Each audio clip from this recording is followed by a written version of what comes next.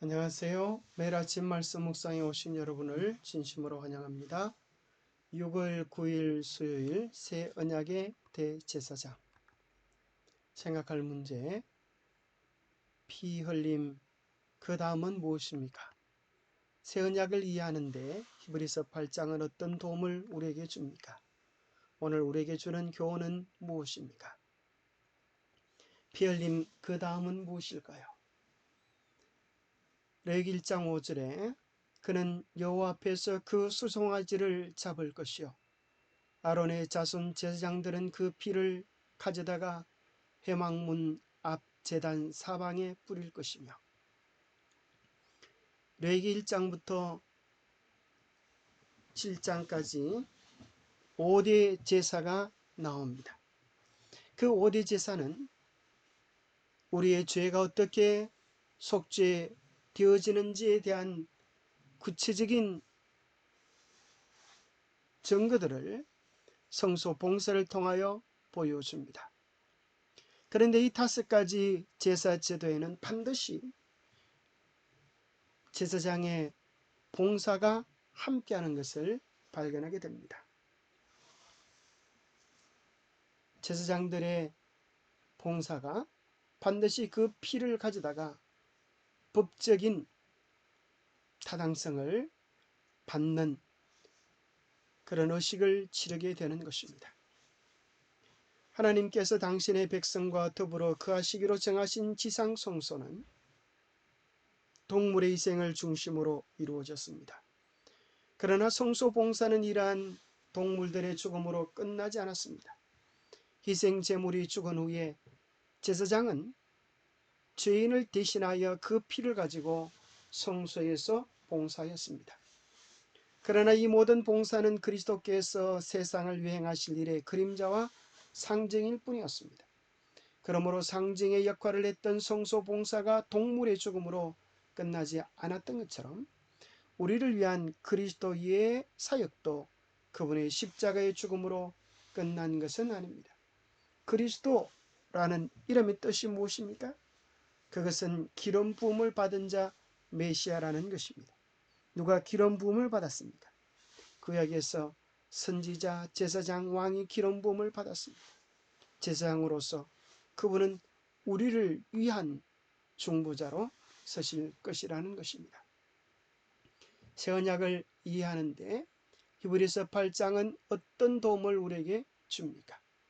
히브리서 8장, 지금 우리가 하는 말의 요점, 이제까지의 결론이요 핵심을 이야기하는 것입니다. 이러한 대제사장이 우리에게 있다는 것이라. 그는 하늘에서 지극히 크신 이의 보좌 우편에 앉으셨으니 성소와 참 장막에서 섬기는 이시라.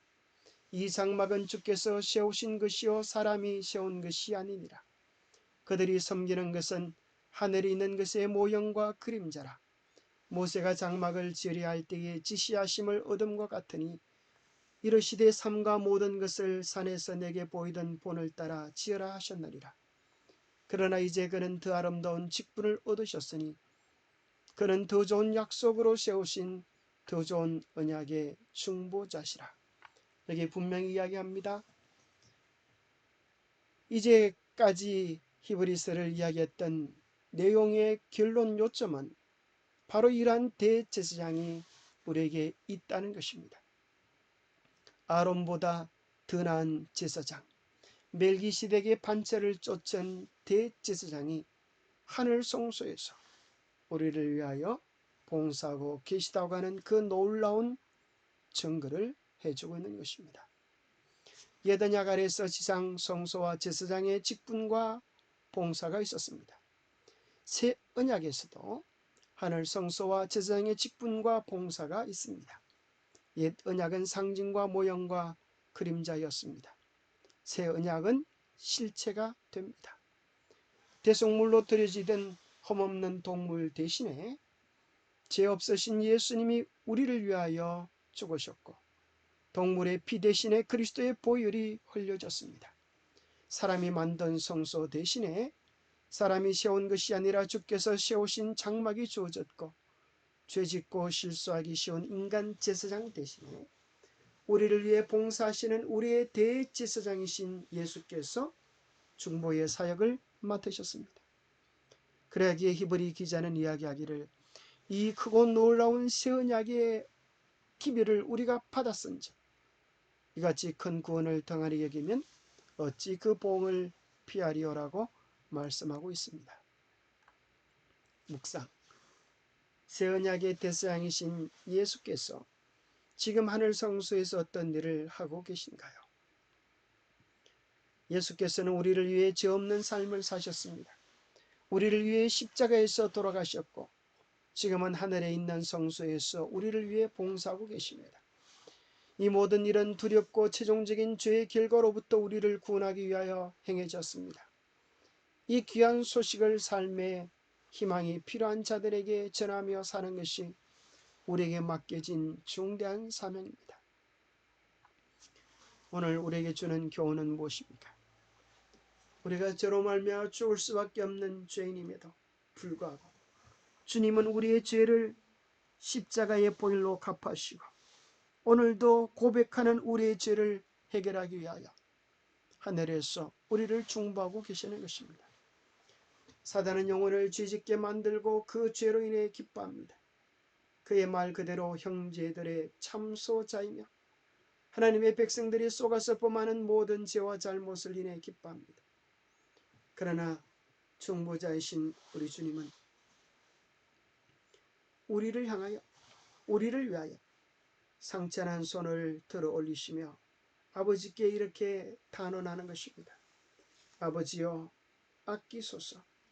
그들을 아끼소서. 나는 그들을 나의 피로 샀습니다. 여러분, 주님의 그 귀한 중보의 은혜를 감사하면서 이제 우리가 어떻게 해야겠습니까? 우리의 알고 있는 죄들을 주님 앞에 내어놓고 고백하면서 그리스도의 아름다운 중보의 역사가 우리의 삶에 이루어져서 죄로부터 정결케 되어지고 확정되어지는 하늘 참 백성이 될 수 있게 되기를 바랍니다. 주님께서 항상 살아계셔서 우리를 위하여 간구하시기 때문에 주님을 힘입어 하나님께 나아가는 우리 모두는 온전한 구원을 경험할 수 있는 것입니다. 주님 앞에 우리의 죄를 내어놓고 의리하게 원하면 주님은 우리를 모든 죄에서 정결케 주실 것입니다. 속죄 제사와 도살장에서의 짐승들의 죽음과의 차이는 안수입니다. 안수를 하면서 우리의 죄를 맡기느냐 그렇지 않음에 있습니다. 우리의 죄를 고백하며 맡길 때입니다. 내가 내 베풀 때에 너에게 듣고 구원의 날에 너를 더웠다 하셨으니 보라 지금은 은혜 받을 만한 때요 보라 지금은 구원의 날이로다. 기도하겠습니다. 하나님 아버지, 우리 주님의 대제사장적 봉사가 없었다면 어떻게 우리의 마음에 회심의 경험이 일어나고 어떻게 죄를 부림의 역사가 일어나고 죄로부터 떠나는 놀라운 거듭남의 역사가 일어날 수 있겠습니까? 주님, 매일 매 순간 더 가까이 주님께 나아갑니다. 우리 주님의 대속 은혜를 의지합니다. 우리 주님의 중보의 은혜를 의지합니다. 우리에게 은혜로 은혜의 선물로 주어진 구원은 그저 주어진 것이 아니었음을 다시 한번 생각해 봅니다. 우리를 위한 주님의 희생이 우리의 삶을 변화시키는 동력이 되게 하여 주시옵소서. 성령께서 우리를 다스려 주셔서 우리 안에서 참된 변화, 참된 회심, 참된 거듭남의 역사가 매일 반복되게 축복해 주셨기를 우리 주 예수 그리스도로 머지하여 간절히 간구하옵나이다. 감사합니다. 오늘도 저와 함께하는 복된 날 되시기 바랍니다.